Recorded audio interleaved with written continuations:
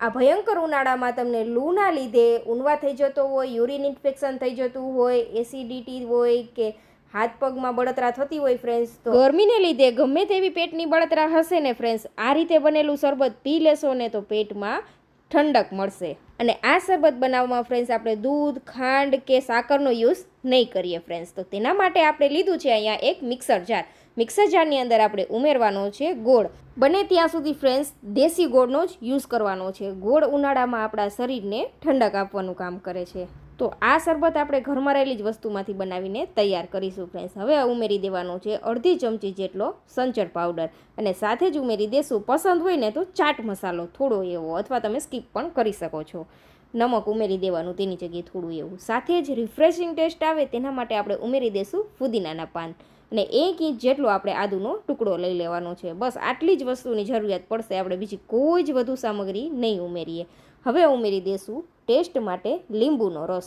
લીંબુ તમે તમારા પસંદ અનુસાર વધુ ઓછું લઈ શકો છો. તો આપણે અહીંયા 1 લીંબુનો રસ ઉમેરી દેશું. આટલા માપથી 4 વ્યક્તિને સર્વ કરી શકાય એટલા ગ્લાસ બનીને તૈયાર થશે. નાના એવા 4 ગ્લાસ બનશે. સાથે થોડા આઈસ ક્યુબ ઉમેરી દેશું અને થોડું એવું ઠંડુ પાણી ઉમેરી દેવાનું છે. જો બરફ અને ઠંડુ પાણી ન ઉમેરવું હોય તો નોર્મલ ગોળાનું પાણી પણ તમે લઈ શકો છો. અને હવે આ ઢાંકણ ઢાંકી દેશો અને સરસ એવું બધી વસ્તુને પીસી લેવાનું છે. તો બસ આપણું જ્યુસ બનીને તૈયાર છે.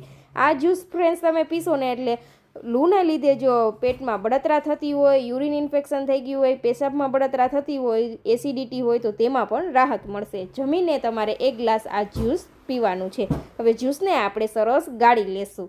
ગાળીને આ જ્યુસને તમે સર્વ કરી શકો છો. પણ ફ્રેન્ડ્સ આની અંદર આપણે એક વધુ હેલ્ધી એવી વસ્તુ ઉમેરીશું જે ઉનાળાની અંદર તમારા પેટને ખૂબ જ સરસ એવી ઠંડક આપે છે.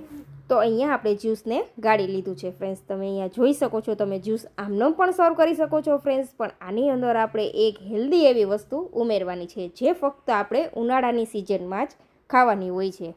પણ જો તમને ન મળે તો તમે એમનેમ પણ સર્વ કરી શકો છો. ઘણી વખત ઉનાળાની અંદર હાથ પગમાં પણ ખૂબ બળતરા થાય છે ફ્રેન્ડ્સ, ત્યારે પણ તમે આ જ્યુસ બનાવીને પી શકો છો.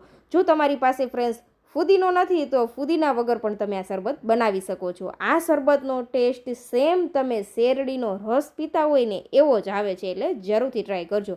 તો ફ્રેન્ડ્સ આપણે આ હેલ્ધી વસ્તુ છે આ ગોંદ કતીરા. જી હા ફ્રેન્ડ્સ, ગુંદ નહીં, ગોંદ કતીરા. આ છે ઉનાળાનો ગુંદ જે ફક્ત ઉનાળાની અંદર જ ખાવામાં આવે છે. આનો કોઈ પરફેક્ટ ટેસ્ટ નથી ફ્રેન્ડ્સ, તે જેલી જેવો લાગે છે. આને તમે શરબતમાં, સ્મૂધીમાં પણ સાથે લઈ શકો છો. 1 ગાંગડા જેટલો આ રીતનો આવે છે તે પલાળી દો ને એટલે 1 વાટકી ભરીને આ ગોંદ કતીરા બનીને તૈયાર થશે. આ રીતનો હોય છે ગોંદ કતીરા જે મોટા મોટા ટુકડામાં આવે છે, અને આપણો ગુંદ હોય છે તે ઝીણો હોય છે. ફક્ત ફ્રેન્ડ્સ આ રીતના 2 નાના ટુકડા લેશો ને એટલે આખો વાટકા ભરાઈને આ ફૂલીને તૈયાર થાય છે ગોંદ કતીરા. તો ફક્ત આપણે 1 ગ્લાસની અંદર 1 ચમચી જેટલો જ યુઝ કરીશું.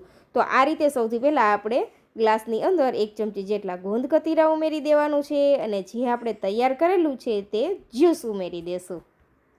બસ આટલી જ વસ્તુ ઉમેરવાની છે અને ફટાફટ બનીને તૈયાર થઈ જશે. ઘણી વખત ફ્રેન્ડ્સ જમવાની ઈચ્છા ન હોય ને ત્યારે તમે આ જ્યુસ બનાવીને પી લેશો ને એટલે પેટમાં એસી જેવી ઠંડક થશે, અને ગરમીને લીધે થતા શરીરના પેટના ઇન્ફેક્શન હશે તે પણ દૂર થઈ જશે. અને આ જ્યુસ બનાવો ફ્રેન્ડ્સ ત્યારે ધ્યાન રાખવાનો કે દેશી ગોળનો જ યુઝ કરવાનો છે, જેથી તમને ઝડપથી ફાયદો મળે. અને આ જ્યુસ જમ્યા બાદ તમે 1 ગ્લાસ જેટલું લઈ શકો છો. તો જરૂરથી ટ્રાય કરજો. અને આજની આ રેસીપી ફ્રેન્ડ્સ તમને કેવી લાગી કમેન્ટ કરીને જરૂરથી જણાવજો. મળીશું નવા વિડીયોમાં, ત્યાં સુધી આવજો. અને આ વિડીયો તમને પસંદ આવ્યો હોય તો ચેનલને સબસ્ક્રાઈબ કરવાનું તો ભૂલતા જ નહીં. અને તમે પણ આ કાળઝાળ ગરમીમાં લૂથી બચવા માટે આ શરબત જરૂરથી બનાવજો. આને એકવાર બનાવીને 3 થી 4 કલાક સુધી તમે સ્ટોર કરી શકો છો.